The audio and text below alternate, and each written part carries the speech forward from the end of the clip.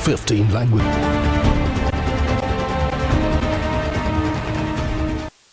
नमस्कार, 20 मिनट 20 खबरों में आप सभी दर्शकों का स्वागत है। इस बुलेटिन में हम आपको प्रदेश से लेकर देश के अलग अलग हिस्सों की खबरें दिखाएंगे, साथ ही आपको यह भी बताएंगे कि दुनिया भर में क्या कुछ चल रहा है। तो चलिए शुरू करते हैं 20 मिनट में 20 खबरों का सिलसिला। सबसे पहले देखते हैं खबर अपने प्रदेश राजस्थान की।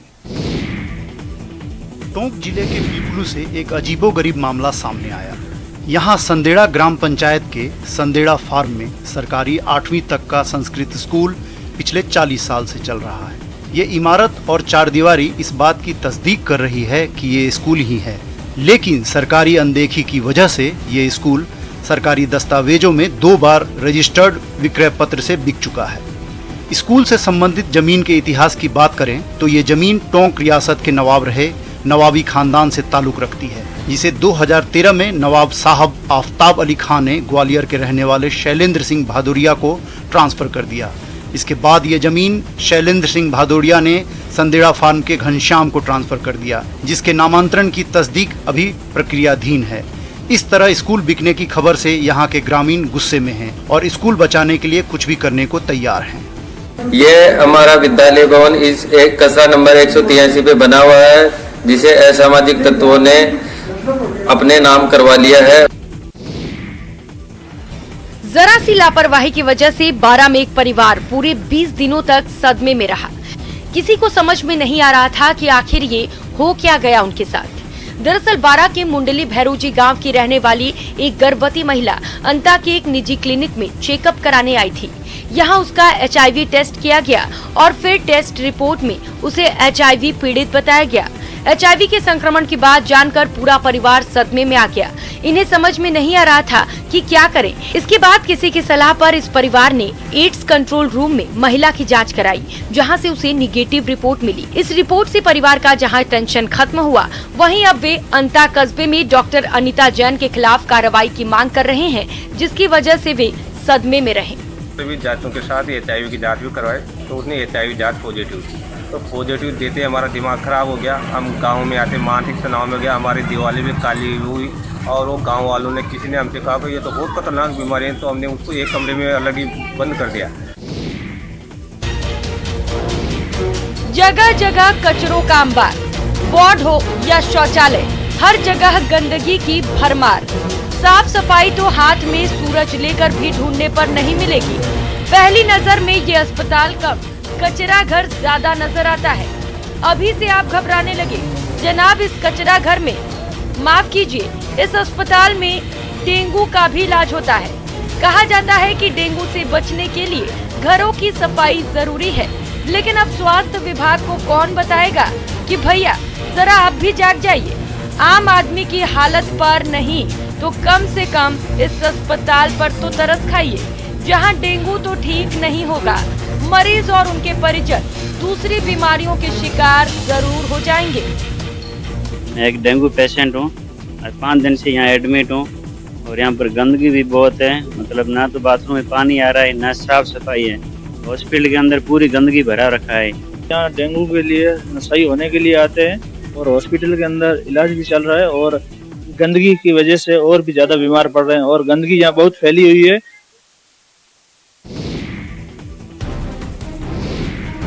बदमाशों की करतूत से ढाबे में भूचाल आ गया।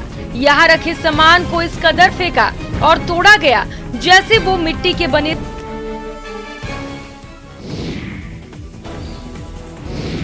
भरतपुर में राजा महाराजाओं के जमाने से ही कुश्ती का चलन रहा है और खास बात ये है कि आज भी उस परंपरा को न केवल निभाया जा रहा है बल्कि उससे बढ़ावा भी दिया जा रहा है।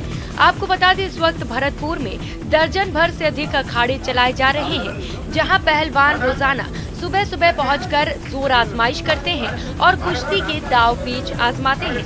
भरतपुर के कई पहलवानों मसलन एंथनी पहलवान, लाल पहलवान जैसों ने नेशनल लेवल पर तो एक बहुत बड़ा काम राज्य सरकार ने और चिकित्सा विभाग ने हाथ में लिया है और ये पूरे राजस्थान के अंदर आयोजित होंगे। तो सभी सरकारी स्कूलों के बच्चों की हेल्थ की स्क्रीनिंग भी होने जा रही है इन कैंपों के जरिए। बिल्कुल, स्कूलों के बच्चों की हेल्थ की स्क्रीनिंग होगी। जो प्रेग्नेंट हमारी बहनें हैं उनका उनका चेकअप होगा, हेल्थ चेकअप होगा। और जैसा मैंने कहा कि कैंसर का अर्ली डिटेक्शन का कार्यक्रम भी इसके अंदर है, तो अगर जल्दी इसका पता चल जाता है तो वो इलाज किया जा सकता है उस बीमारी का, कैंसर का भी। होता ये है कि आदमी टाइमली जांच नहीं कराता है तो फिर वो स्टेजेस आगे बढ़ जाती है और उसके बाद वो क्योरेबल नहीं रहता है। तो राजस्थान में बड़े पैमाने पर ये कैंसर की जांच भी की जाएगी इन शिविरों के माध्यम से। आंखों के ऑपरेशन करने की बात है तो इसमें हमारे चाइल्ड स्पेशलिस्ट है, स्त्री रोग विशेषज्ञ है, जो नेत्र रोग विशेषज्ञ है, इस सारे टीम में लोग होंगे। और अर्ली डिटेक्शन में कई लोगों को मालूम ही नहीं होता है, डायबिटीज हो जाती है, तो जब जांच होगी तो डायबिटीज का पता चलेगा। कोई हाइपरटेंशन का मरीज है, उसका ब्लड प्रेशर नाप के उसकी दवा शुरू करेंगे। तो कई सारी चीजें हैं कैंप के माध्यम से जिसका लाभ आम आदमी को मिलेगा। डेंगू बहुत ज्यादा परेशान कर रहा है सरकारी आंकड़ों में, और जो आंकड़े सामने निकले हैं उसमें किस तरह का रिकॉर्ड? देखिए, मुख्यमंत्री जी ने हमारे विभाग की रिव्यू मीटिंग में साफ तौर पर कहा था, सभी जिला कलेक्टर्स जुड़े थे, सीएमएचओ जुड़े थे, मेडिकल कॉलेज के प्रिंसिपल्स और पीएमओ जुड़े थे। आंकड़े छुपाना ही नहीं है, जो भी वास्तविक आंकड़े हैं उनकी जानकारी हमको देनी है, और जब आंकड़े ज्यादा आएंगे तो हम बेहतर तरीके से उसके प्रबंधन को करेंगे। ये सरकार की सोच है, इसलिए साफ डायरेक्शन है सब लोगों को कि कोई आंकड़े छुपाने की जरूरत नहीं है। खनन पर सर छूट मिल गई है सुप्रीम कोर्ट ने आज, खनन पर छूट क्या देती है? वो तो सुप्रीम कोर्ट का डिसीजन है। तो मैं समझता हूँ बजरी की दरों में कमी आएगी प्रदेश के अंदर, और ये जो अवैध बजरी खनन उस पर रोक लगेगी। बहुत लंबे समय से इसका इंतजार था, तो सुप्रीम कोर्ट ने आज हरी झंडी दी है। मैं समझता हूँ राजस्थान की जनता को राहत मिलेगी इससे। मंत्रिमंडल पे कुछ नहीं।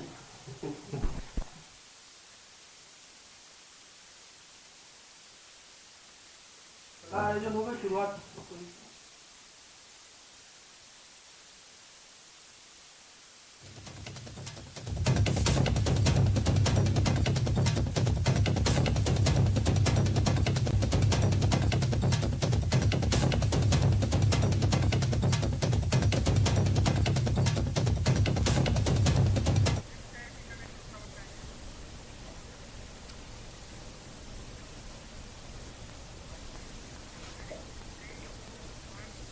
और अब देख लेते हैं कुछ अंतर्राष्ट्रीय खबरें।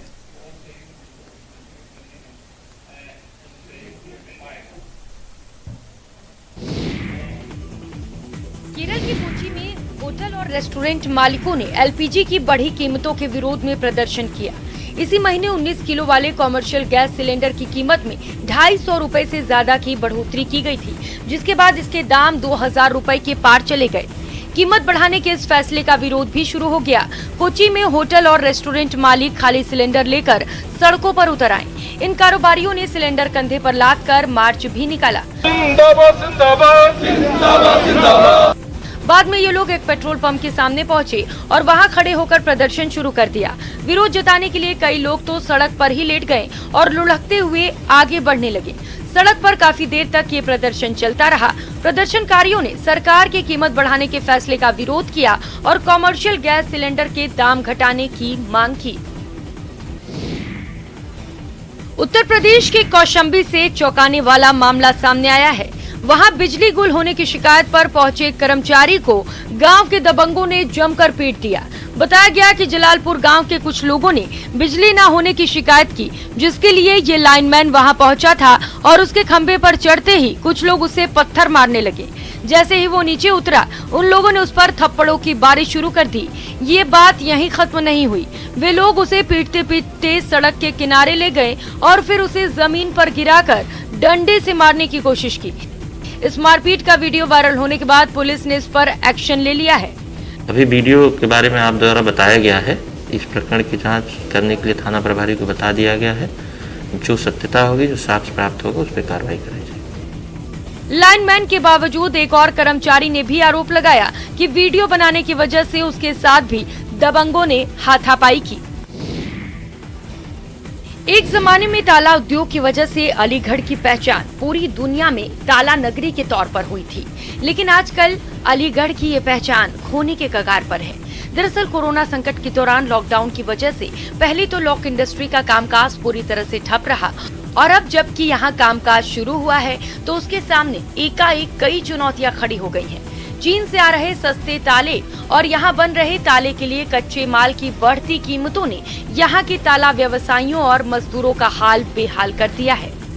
मटेरियल पर पैसे बढ़े हुए हैं, मालिक लोगों का ऑर्डर पे पूरे माल का ऑर्डर नहीं मिल पाता पैसों का, इस वजह काम की उसकी वजह से मद्दा है काम का। अलीगढ़ की लॉक इंडस्ट्री बहुत बुरी तरह से डिस्टर्ब है। उसका कारण है कि कोरोना के बाद में रॉ मटेरियल्स के डेली रेट बढ़ रहे हैं और उनकी कोई निश्चिंतता नहीं है।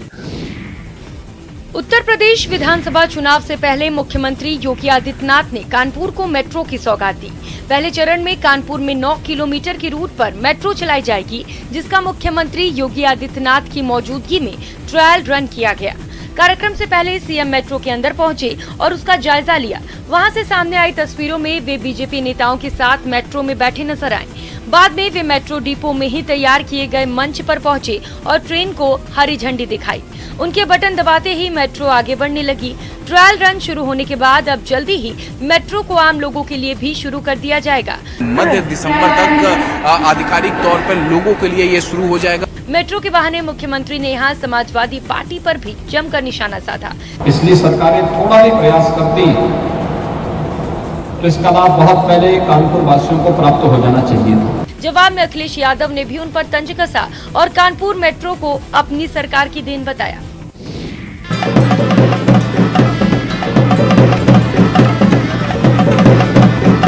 एक 107 साल बाद मां अन्नपूर्णा की मूर्ति की घर वापसी पर ऐसा भव्य कार्यक्रम तो होना ही था। वैसे ये तो दिल्ली में दिखा ट्रेलर भर है, अभी तो दिल्ली से काशी की यात्रा और फिर काशी में मां अन्नपूर्णा की पुनर्स्थापना के मौके पर भव्य कार्यक्रम की पिक्चर बाकी है। आपको बता दें, प्रधानमंत्री मोदी की कोशिशों की वजह से कनाडा से करीब 107 साल बाद भारत लाई गई है मां अन्नपूर्णा देवी की दुर्लभ प्रतिमा। ये जो मूर्ति है मां अन्नपूर्णा देवी की मूर्ति है और यहाँ पर ये कार्यक्रम में लाई गई है कनाडा से 15 अक्टूबर को मोदी सरकार की कोशिशों के बाद। गोपाष्टमी के मौके पर केंद्र सरकार ने मां अन्नपूर्णा की प्रतिमा को यूपी सरकार को सौंप दिया है। आपको बता दें, अब मां अन्नपूर्णा की काशी विश्वनाथ मंदिर में स्थापना की जाएगी। 15 नवंबर को उत्तर प्रदेश के मुख्यमंत्री योगी आदित्यनाथ काशी विश्वनाथ धाम में इस प्रतिमा की प्राण प्रतिष्ठा करेंगे। बताया जा रहा है कि इस मौके पर काशी में भव्य कार्यक्रमों का भी आयोजन किया जाएगा। डाक टिकट पर ये आस्था का सफर है जिसे घर लाने के लिए हर कोई बेताब है और यही बात है कि आजकल भगवान राम से जुड़े डाक टिकटों की मांग बढ़ गई है। उत्तर प्रदेश की राजधानी लखनऊ से आई इन तस्वीरों में आप देख सकते हैं किस तरह डाक टिकट पर रामायण से जुड़ी गाथाओं की तस्वीरें छपी हैं। आपको बता दें, प्रभु श्री राम से जुड़े दर्जन भर से ज्यादा डाक टिकट हैं। साथ ही 11 स्मारक डाक टिकट भी हैं। इनमें भूमि पूजन पर जारी हुए डाक टिकट पर राम मंदिर के मॉडल की मांग सबसे ज्यादा है। राम जन्मभूमि शिलान्यास कार्यक्रम के दौरान जो कस्टमाइज्ड माई स्टैम्प जारी हुआ था उसमें 60,000 स्टैम्प्स जारी हुए थे जो सभी बिक चुके हैं और उसकी डिमांड अभी भी बरकरार है। लोगों ने उसको बढ़ चढ़ कर खरीदा था। जब कोई बीमार बहुत बीमार होता है, उस हाल में अगर अस्पताल में उसे फ्री में खाना मिल जाए तो फिर उससे बड़ा संबल उसके लिए कोई नहीं। यहाँ भी कैंसर पीड़ित मरीजों को फ्री में खाना मिल रहा है और इस वजह से यहाँ इलाज के लिए आने वाले मरीज सुकून महसूस करते हैं। स्कैनिंग को 10,500 होना बोलते, मैडम मदद करे 10,500 निकालने लगाए तो डॉक्टर जब रिपोर्ट देख के जब पकड़े बाद में मैडम बहुत खाना लाते बहुत बच्चे को अच्छा देखते। कैंसर पीड़ित मरीजों को फ्री में खाना हैदराबाद में सुधा केशव राजू की ओर से दिया जाता है।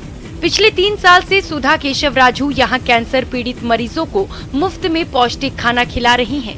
दरअसल सुधा केशव राजू कैंसर की वजह से अपने परिवार के 4 सदस्यों को खो चुकी हैं, लेकिन इतना दुख सहने के बाद भी उन्होंने हार नहीं मानी और कैंसर मरीजों की मदद का बीड़ा उठाया। इसी के तहत पिछले 3 साल से वो न केवल कैंसर के मरीजों को मुफ्त में पौष्टिक भोजन खिला रही हैं, बल्कि दवाएं देकर भी उनकी मदद कर रही हैं। तो इस बुलेटिन में फिलहाल इतना ही। नमस्कार।